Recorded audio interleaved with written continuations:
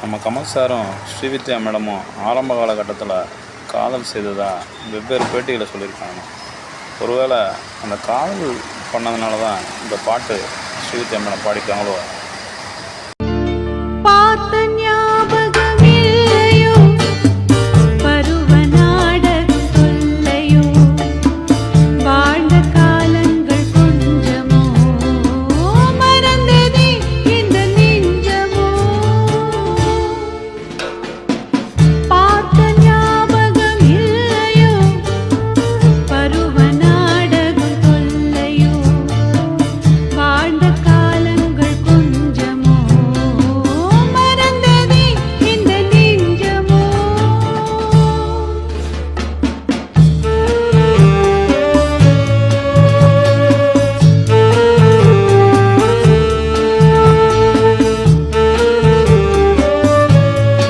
பாட்டை கேட்கும்போது ஒருவேளை உண்மைதான் போல இருக்குது.